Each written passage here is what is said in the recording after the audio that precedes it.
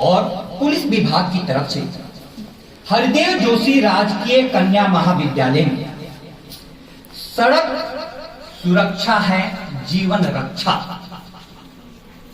इस विषय पर हम लोगों ने नियम जाने, इस विषय पर कुछ हम लोगों ने केस जाने, लेकिन फिर भी मैं कहता हूं कि भारतीय ज्ञान परंपरा की दृष्टि में, ध्यान से सुनिएगा, भारतीय ज्ञान परंपरा की दृष्टि में इन समस्याओं के मूल में मन है।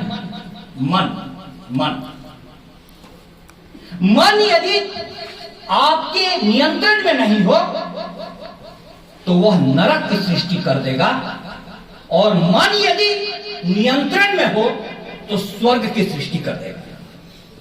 आप लोग ध्यान से सुनिए, जीवन का एक अनुभव। नया नया मैं कार चलाना सीखा था और मुझे बांसवाड़ा से पाटीदार साहब बिहार जाना था।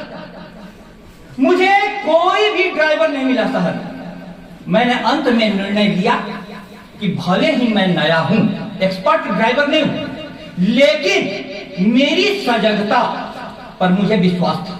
मैं बांसवाड़ा से बिहार तक गाड़ी लेकर के गया और बीच में मैंने गाने भी नहीं चलाए, बस मैडम बगल में थी, फिलोसफी का डिस्कशन चल रहा था।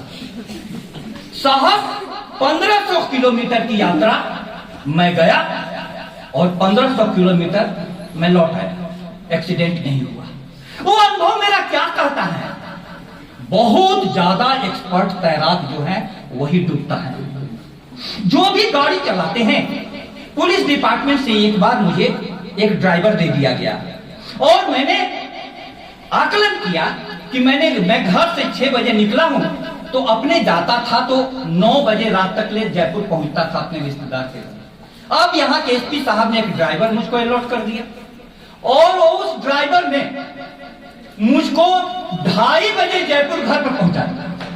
आप सोचिए, वो तो ट्रक के बाएं की तरफ से भी ओवरटेक करता और ट्रक के दाएं की तरफ से भी ओवरटेक करता, और वह बैक में भी गाड़ी 80 किलोमीटर प्रति घंटे की रफ्तार से चलाता। अब मेरे को लगा कि इतने एक्सपर्ट, हमने कहा कि साहब, और हमेशा मोबाइल पर भी बात और बीच में हो तो ये सुलगा लिया, और उसका हमको उनने कहा कि सर हम लोगों को चोरों को पीछा करना होता है, हम लोग इतने एक्सपर्ट ढंग से नहीं चलाएंगे तो हम लोग कैसे किसी को पकड़ेंगे, अपराधियों को। यह अपराधियों का मामला है, हम लोगों का मामला नहीं है। प्यारे विद्यार्थियों, हमको समझना यह है कि हमारे इस छोटे से मस्तिष्क में 7 करोड़ सेल्स हैं। कितने? 7 करोड़। आप सोच सकते हैं, इस छोटे मस्तिष्क में 7 करोड़ सेल्स, और कुछ सेल्स इतने नाजुक हैं कि उत्तर प्रदेश में एक कनपट्टी मार नाम का अपराधी हुआ और वह रात में सोए हुए लोगों के चादर हटाता था और यहां पर हल्का बार करता था। वो आदमी सुबह में मरता हुआ मिलता था। 40 हत्याओं के बाद वह अपराधी पकड़ा गया। अर्थात मैं कहना यह चाहता हूं कि आप यदि गाड़ी पर जा रहे हैं और यहां पर यदि लग जाए चोट, नाजुक जगहों पर, आपकी मौत है, आपकी मौत है। आपको यह समझना होगा कि हेलमेट पहनने के लिए इतना क्यों कहा जाता है। हम भी अभी बिना हेलमेट के ही कॉलेज में आए हैं और बिना हेलमेट के ही गलियों से जाएंगे, क्योंकि साहब ने बोल दिया तो ध्यान में है। लेकिन क्यों कहा जाता है? बस मैं रखता हूं कि मेरी गाड़ी की स्पीड 15-20 से ज्यादा नहीं होती, ये ध्यान रखता हूं। मैं कहना यह चाह रहा हूं आपको कि आप इस नाजुक सूक्ष्म जानकारी को लीजिए। दूसरी बात, हमारा मन,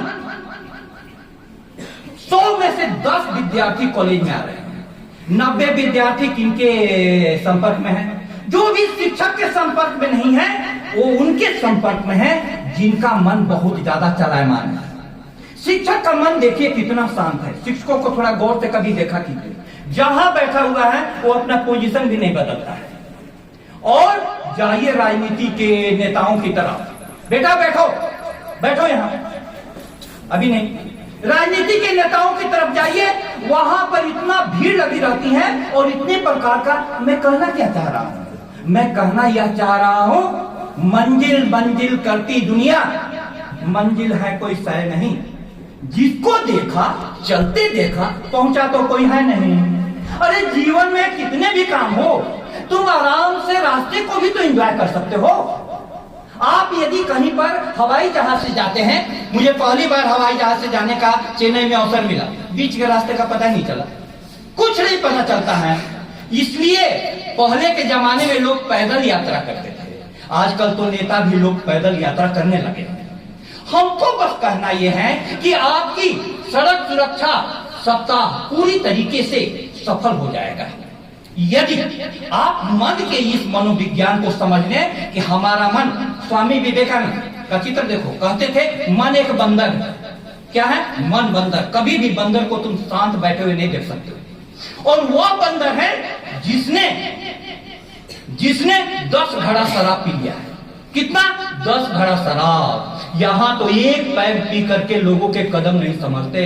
उस मन रूपी बंदर ने 10 घड़ा शराब पी लिया और उसके बाद उसको एक साथ 10 बिच्छुओं ने काट डाला। ऐसा मन के हाथ में गाड़ी आ जाती है और गाड़ियों की हम स्पीड बढ़ाते चले जा रहे हैं, हाईवे बनाते जा रहे हैं। एक तो डंपर लेकर करके असमय में घुसा, पूरा पिए हुए था और सबको कुचल दिया।